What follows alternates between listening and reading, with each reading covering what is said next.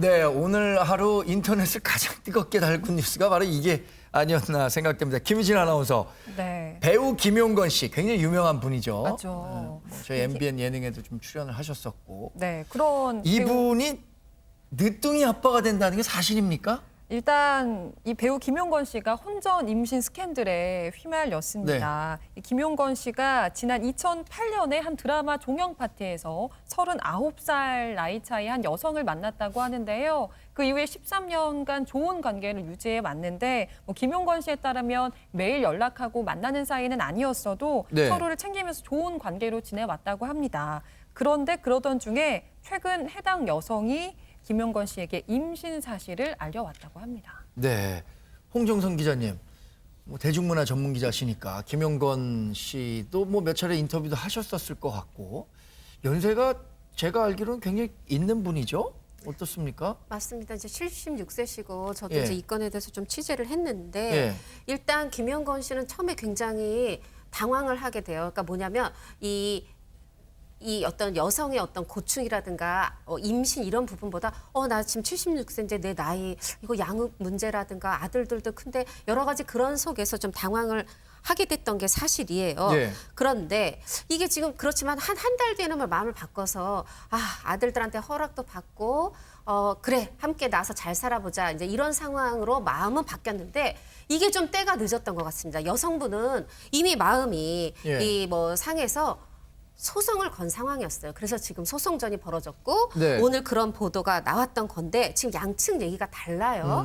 일단 여성 입장에서는 아니 13년을 지금 만나왔는데 뱃속 생명에 대해서 어떤 낙태를 강요했다. 네. 이런 부분에 대해서 낙토 강요 미수죄로 고소를 한 거고요. 네. 그러나 이제 그 김용건 씨 측에서는 처음에는 물론 아이 낳을 수 없다. 내 나이나 여러 가지를 생각해봐라 했지만 뒤에는 나는 입장을 바꿨다. 이런 상황으로 좀 양쪽의 입장이 팽팽히 갈리고 있습니다. 네.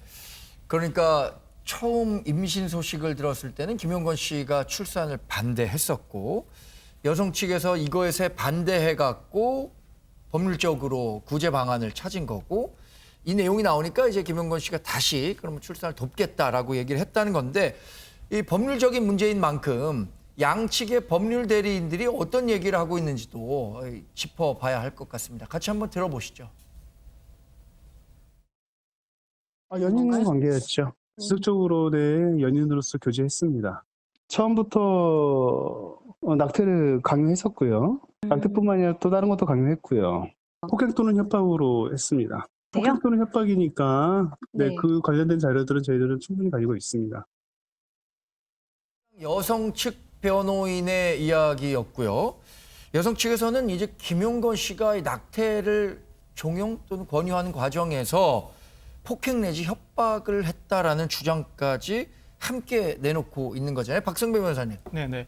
그렇지만 김용건 씨 측 대리인은 임신 소식을 듣자마자 이 아이를 낳을 수 없다고 말한 것은 맞다. 그렇지만 뺨을 때리거나 주먹질을 하거나 머리를 타격하는 등 일체의 타격은 전혀 없었다고 주장하고 있습니다. 그 반면에 보신 것처럼 여성 측 대리인은 폭행 또는 협박이 있었다. 관련된 자료들도 충분히 확보하고 있다고 밝힌 만큼 입증 과정은 지켜봐야 되겠습니다. 네.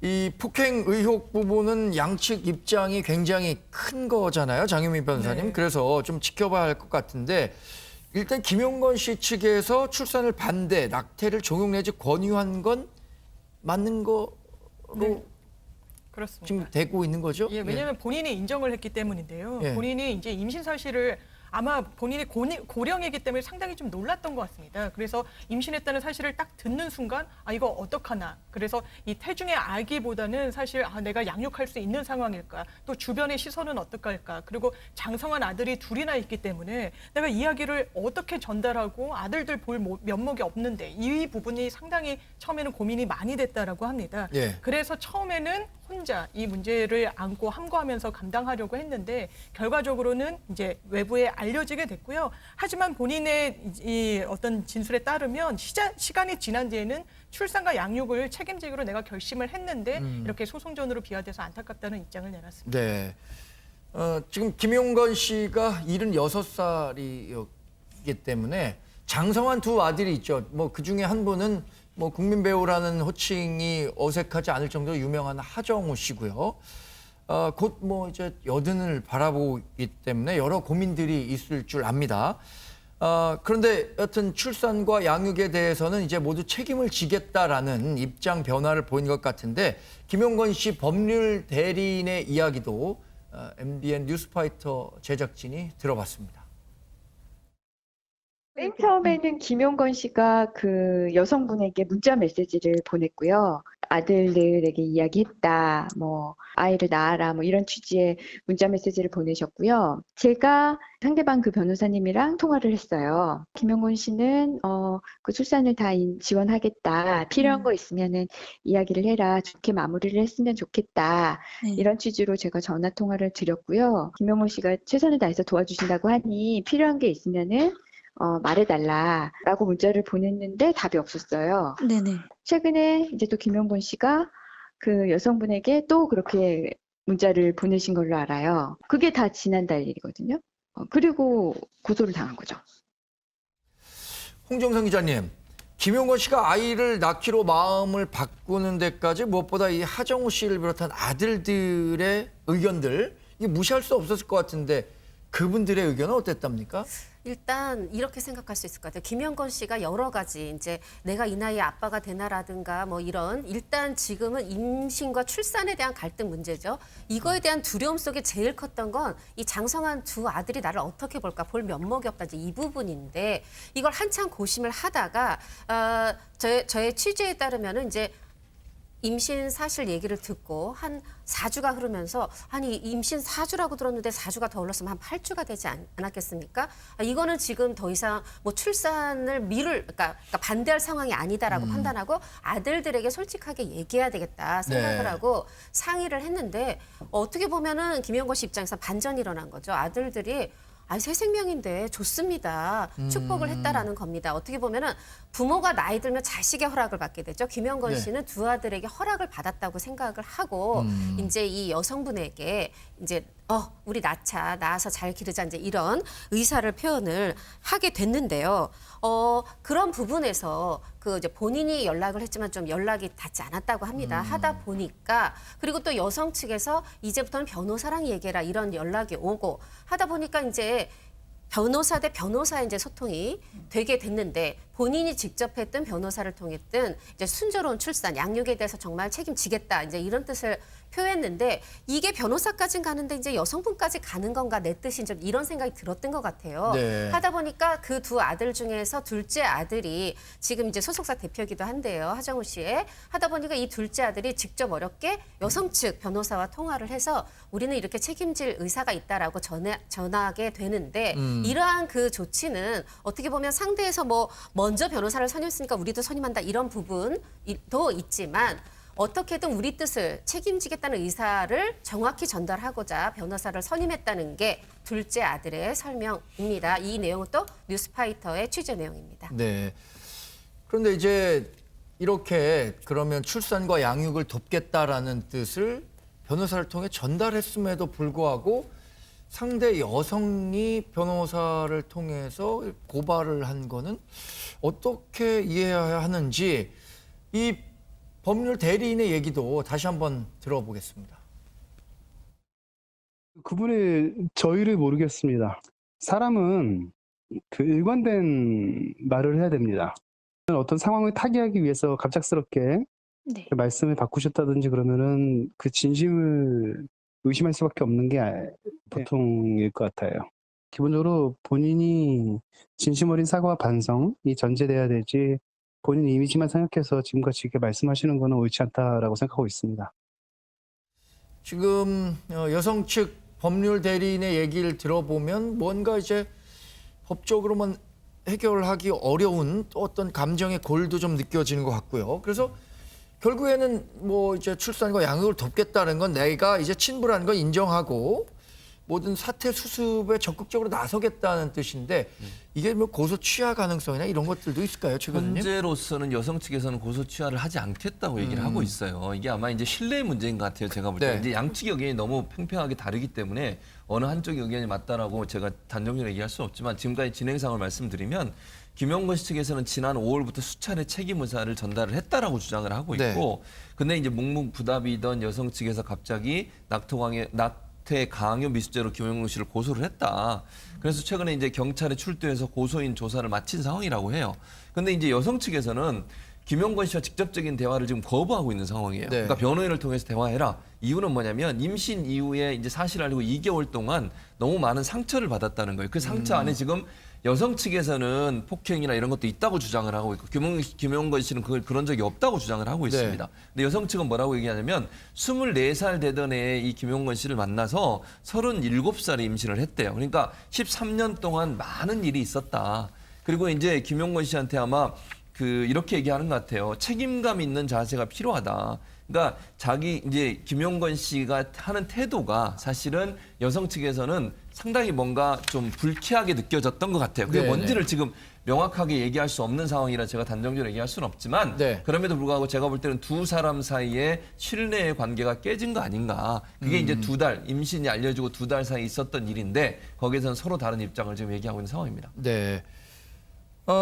김용건 씨는 만약에 법적으로 책임질 문제가 있다면 내가 다 책임을 지겠다라는 입장이고요. 그래서 이번 사건이 이제 고발 사태로 전개되고 또 뭐 인터넷이나 매체를 통해서 공론화가 되다 보니까 굉장히 걱정하는 부분도 있다고 해요.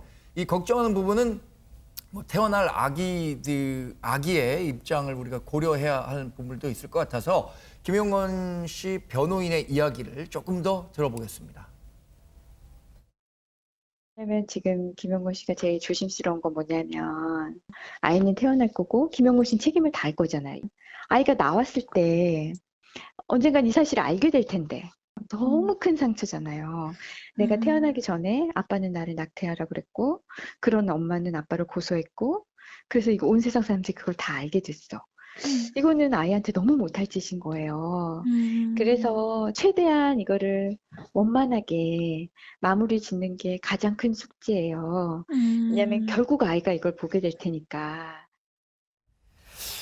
네, 일단 뭐 이렇게 사건 이런 이게 불미스러운 일이라고 해야 될까요? 하여튼 이렇게 인터넷에 이름이 오르내리는 것 자체가 별로 이렇게 좋아할 만한 일은 아닐 것 같은데 홍 기자님, 이 김용건 씨가 굉장히 오랜 기간 동안 연애 생활을 했잖아요. 연예계 데뷔 시점도 굉장히 길었었고 그동안은 이런 뭐 스캔들 같은 거에선 비교적 자유로운 분이었잖아요. 그렇죠. 스캔들도 없었고요. 사실은 이제 어떻게 보면은 전 부인이죠, 이제. 전 부인이 진 빚을 이혼하고도 사람들이 김용건 부인이어서 빌려주지 않았겠느냐라는 마음으로 정말 오랜 세월 이제 밤무대 여러 가지 행사 무대 하면서 빚을 도의적인 입장에서 다 갚고 이렇게 좀 노력을 해오던 분이었고 사실 전원일기에서도 큰아들로 굉장히 또 이미지가 좋았고 그래서 사실은 이 일이 세상에 드러나지 않기를 굉장히 바랬던 건 본인이 이 생이 그렇게 오래 남지 않았는데 좀 마지막 부분이 명예로웠으면 좋겠다 이런 마음이었는데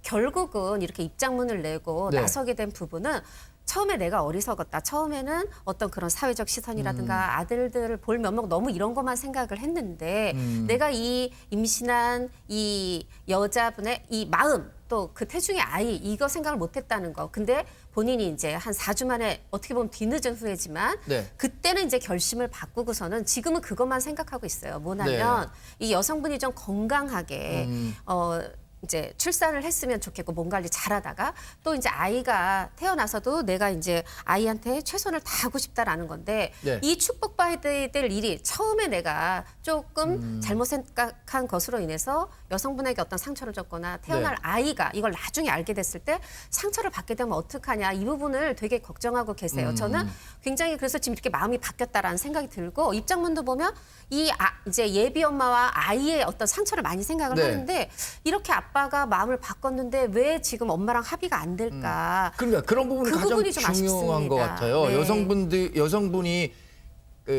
마음속에 남았을 그 상처를 어떻게 김용건 씨가 잘 보다듬고 위로하고 다시 뭐 행복한 가정을 이룰 수도 있는 일이잖아요. 그렇죠. 지금 김용건 씨는 그렇게 하겠다는 의지를 보이고 있는데 아마 지금 여성 측 변호사 분이 말씀하신 것처럼 2달간의 상처가 커서 지금은 마음의 거리를 두고 있는 것 같은데 저는 두 분이 진심을 확인하고 정말 네. 두 분이 사실 처음에 또 그 뒤에 같은 말을 하고 있거든요.